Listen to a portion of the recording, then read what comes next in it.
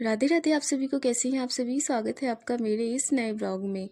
इस ब्लॉग की शुरुआत होती है इस दातून के साथ। जी हाँ दोस्तों, दातून आजकल हम लोग कर रहे हैं क्योंकि 9 दिन में ब्रश नहीं करना है, दातून ही करते हैं हम लोग और 9 दिन तक व्रत रहना है।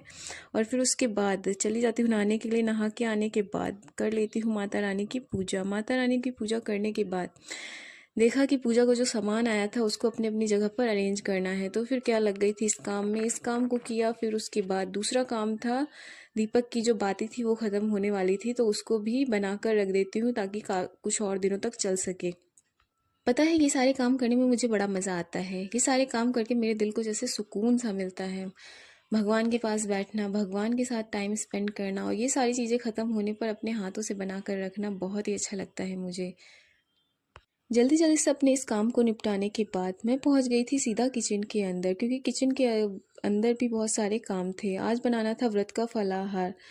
आज सभी लोगों का व्रत था हमारे घर के अंदर। तो सबसे पहले माता रानी को प्रणाम करके पहुंची किचन में। किचन के अंदर देखिए ये सारी जो चीज़ें आपको दिख रही हैं ये सारा व्रत का ही सामान है। इसको हम व्रत के खाने में यूज़ करने वाले हैं फलाहार में। तो सबसे पहले कढ़ाई चढ़ाई, कढ़ाई में डाला मूंगफली का तेल और फिर उसके अंदर डाला मिर्च।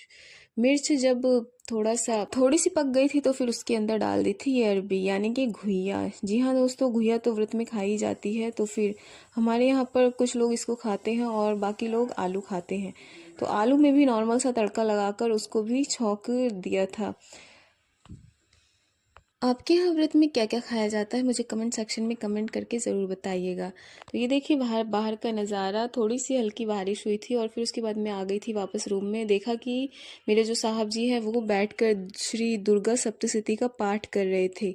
तो यहाँ पर देखिए फाइनली मेरी जो अरबी की सब्ज़ी थी वो हो चुकी थी और फिर उसके बाद मैंने आलू भी छौंक दिया था और फिर बनाई थी कुट्टू के आटे की पूड़ी,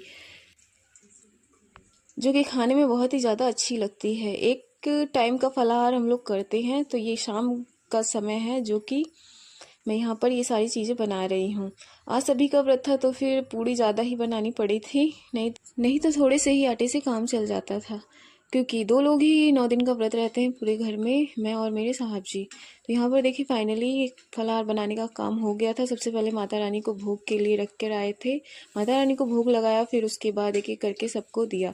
सभी आगे वाले कमरे में बैठकर खा रहे थे और फिर उसके बाद जब सारा फलाहार बन गया तो मैं भी अपने रूम में ले जाकर फलाहार ग्रहण किया।